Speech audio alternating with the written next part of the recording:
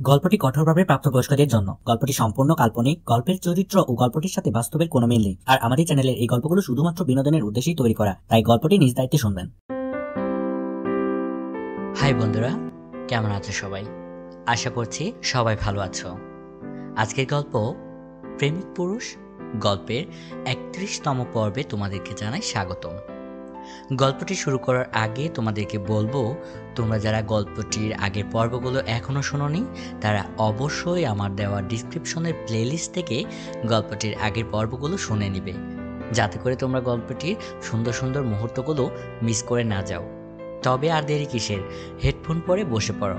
শুরু করছি রওনক রুফায়েত জাহিদের বিশেষ ধারাবাহিক গল্প প্রেমিক পুরুষ, পর্ব ৩১।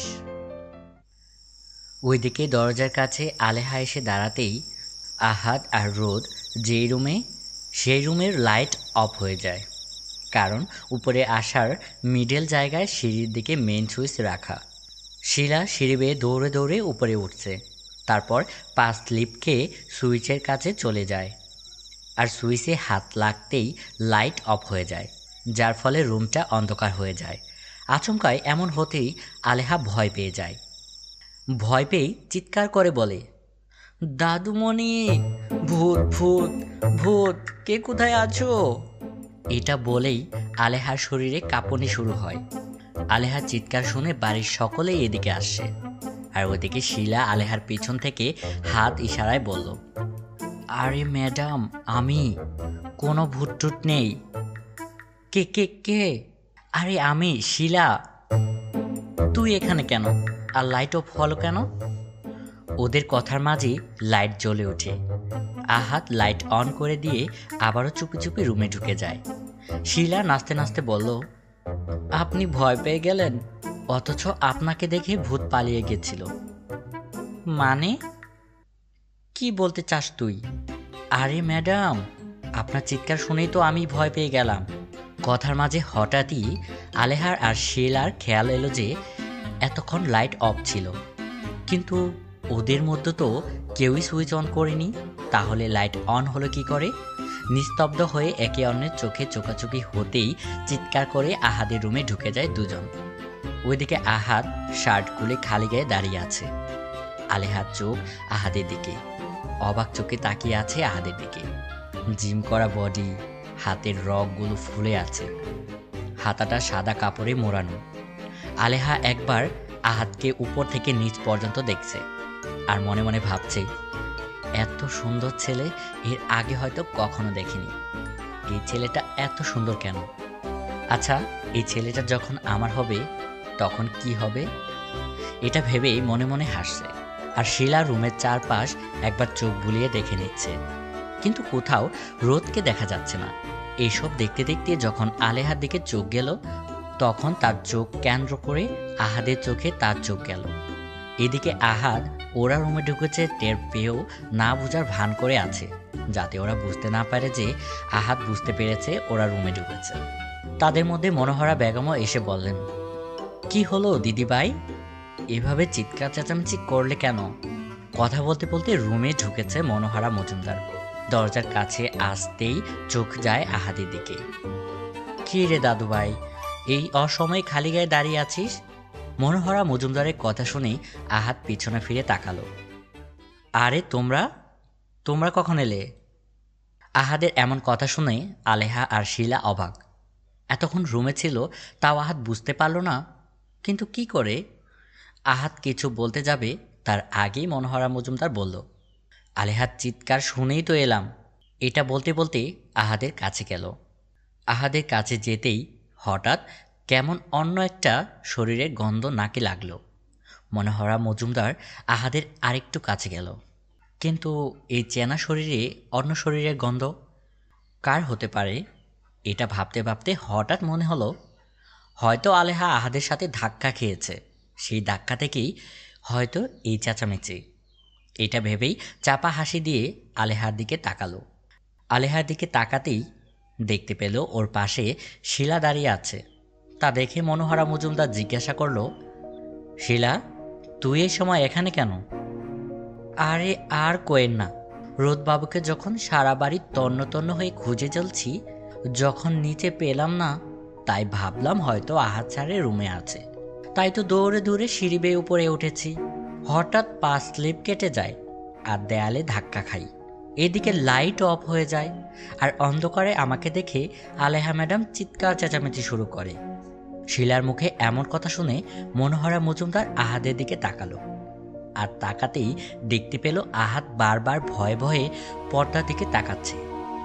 আর আহাদের চক্ষুকে অনুসরণ করে যখন ওই দিকে তাকাতে যাবে, তখনই দরজার সামনে থেকে মরিয়ম মজুমদার বলে ওঠে, আলেহার চিৎকার শুনলাম, কি হয়েছিল? এটা বলতেই সামনে এগিয়ে আসছে। এমন সময় মরিয়ম মজুমদারের জুতা ফ্লোরে পড়ে থাকা আপেলের টুকরোর মাঝে আটকে যায়, আর সেটা সরাতে যখনই বসলো তখন চোখ গেল পর্দার কাছে। পর্দার দিকে চোখ যেতেই দেখতে পেল কারোর পায়ের অংশ। ওনার আর বুঝতে অসুবিধা হলো না এটা যে রোদ, তাই তাড়াতাড়ি সেখানে গিয়ে দাঁড়ালো। সেখানে পর্দার আড়ালে রোদ দাঁড়িয়ে, আর গিয়ে বলল, আলেহা এভাবে চিৎকার করলো কেন? মরিয়ম মজুমদার এই কথা শুনে বলল, রোদ বাবুরে খুঁজতে। পুরো কথা শেষ হওয়ার আগেই মনোহরা মজুমদার শিলাকে প্রশ্ন করল, আচ্ছা শিলা, তুই কি রান্নাঘরটায় গিয়েছিলি? মনোহরা মজুমদারের কথা শুনে মরিয়ম মজুমদার বলল, ও কেন ওইখানে যাবে? ওইখানে তো রোদ আছে। মরিয়ম মজুমদারের কথা শুনে শিলা বলল, ওইখানেও গিয়েছিলাম, কিন্তু সেখানে কেউই ছিল না। শিলার মুখের এমন কথা শুনে মরিয়ম মজুমদার ভয়ে ভয়ে ঢুক গেল। মনোহরা মজুমদার বলল, রান্নাঘরে না থাকলে তাহলে সে কোথায়? মনোহরা মজুমদারের কথায় আহাদ বলল, হয়তো বাহিরে কোথাও যাবে। আহাদের কথায় মনোহরা মজুমদার আহাদের দিকে ফিরে তাকালো। আহাদের চোখ ছিল ওর মায়ের দিকে। আহাদের চোখ অনুসরণ করে মনোহরা মজুমদার মরিয়ম মজুমদারের দিকে তাকালো। ওনার কেন জানি মনে হচ্ছে ওরা মিথ্যে বলছে। আলেহা, চলো রুমে যাই। আলেহা আরেকবার আহাদের দিকে তাকালো, কিন্তু আলেহা লক্ষ্য করলো ওর দিকে আহাদ একবারও তাকায়নি, যেটা দেখে ওর খুব খারাপ লাগলো।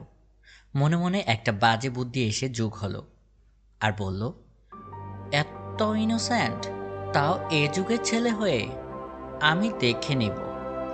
আলেহা আর মনোহরা মজুমদার চলে যাচ্ছে, আর শিলা তখনও সেখানে দাঁড়িয়ে রইল।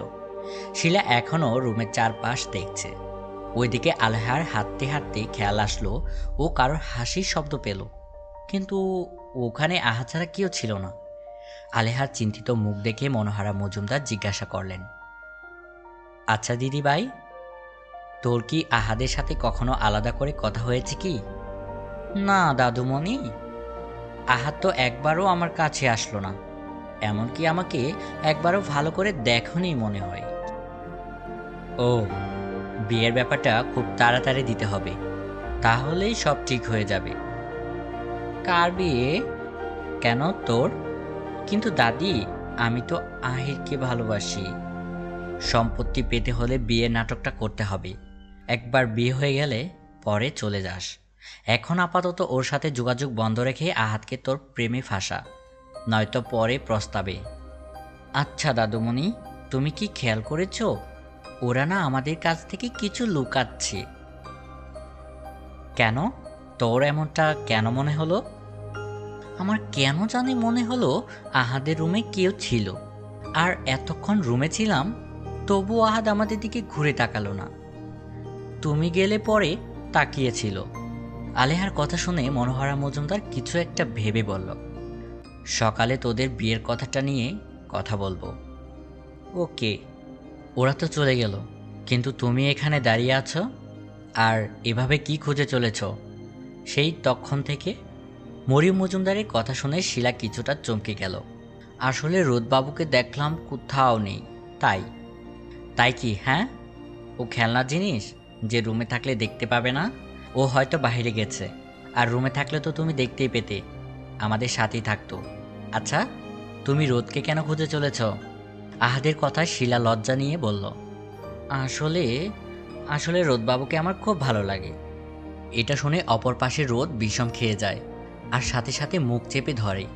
আর শিলার মুখে এমন কথা শুনে আহাদের কিছুটা রাগ হয়।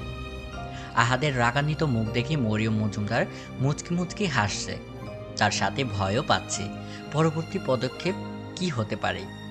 শিলা রুম থেকে বেরিয়ে যেতেই রোদ একটা স্বস্তির নিঃশ্বাস নিয়ে বেরিয়ে আসলো আর বলল, উফ, খুব জোর বেঁচে গেলাম, নয়তো কি যে হতো।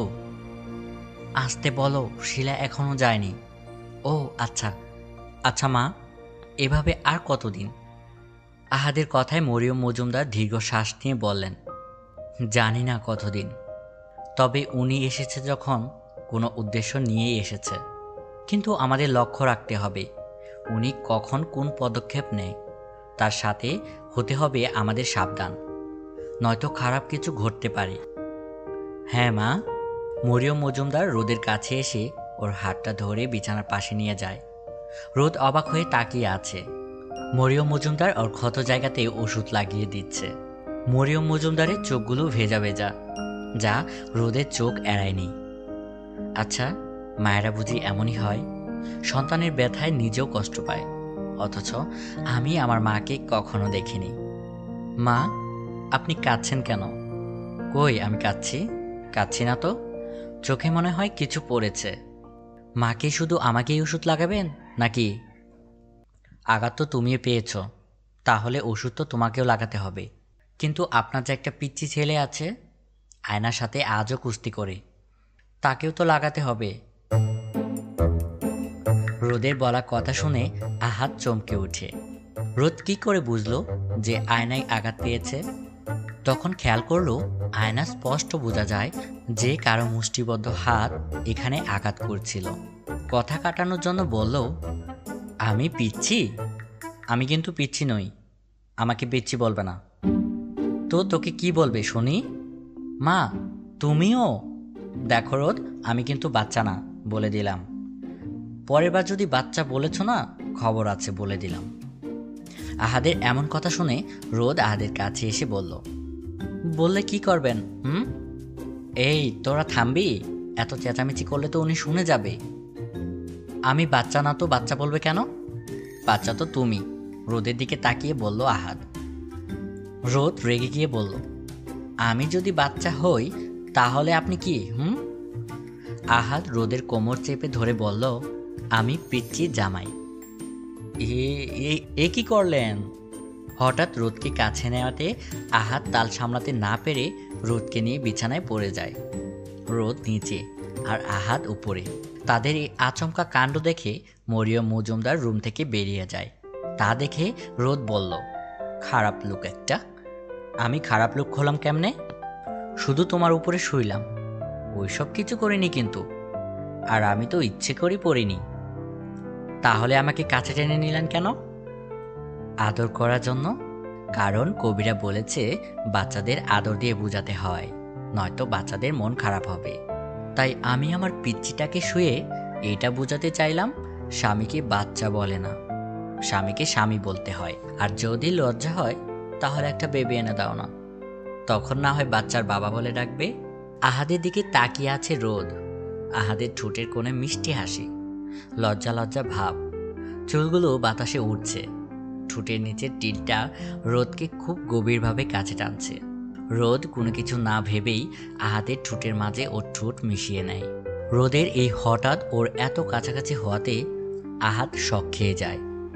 যখন বুঝতে পারলো এটা কোনো ঘোর নয়, বাস্তব, তখন সেও সাড়া দিল রোদের আশকারায়। রোদ যখন সরাতে চাইল, তখন ওর দু হাত রোদের গালে রেখে বলল, যেই বললাম বাচ্চার বাবা বলে ডাকবে, অমনি কাছে চলে আসলে। বাচ্চার বাবা হলে কি কেউ এইভাবে আদর করে? রোদ লজ্জায় মুখ লুকানোর বৃথা চেষ্টা করছে। এই মানুষটাও না কেমন বেশরম হয়ে গেছে, কি বলে না বলে কোনো কথাই আটকায় না মুখে।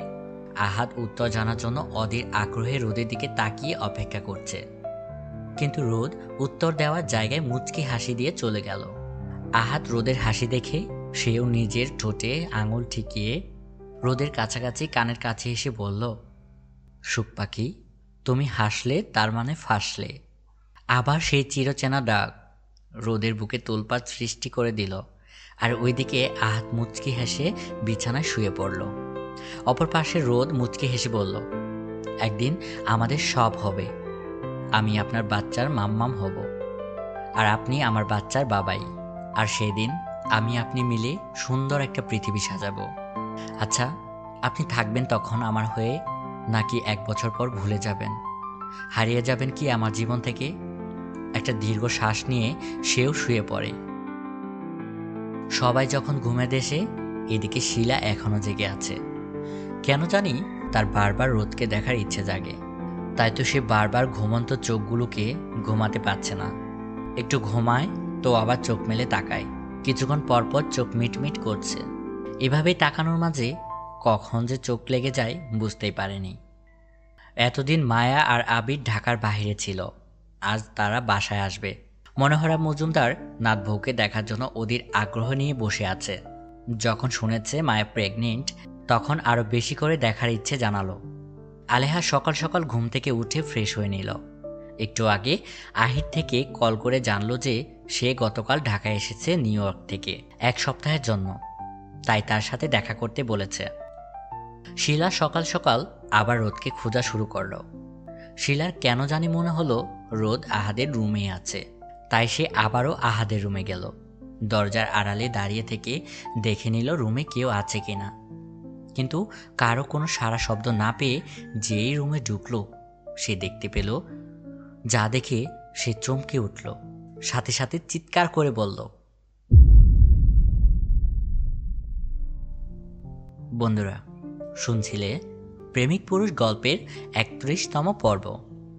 আজকের এই পর্বটি তোমাদের কাছে কেমন লেগেছে সেটা কমেন্ট করে জানাতে একদমই ভুলবে না। আর গল্পটি ভালো লাগলে একটি লাইক অবশ্যই দিবে। শীঘ্রই ফিরছি তোমাদের জন্য গল্পটি পরবর্তী পর্ব নিয়ে। সে পর্যন্ত সবাই খুব ভালো থেকো আর বাংলা স্টোরির সাথেই থেকো। বাই।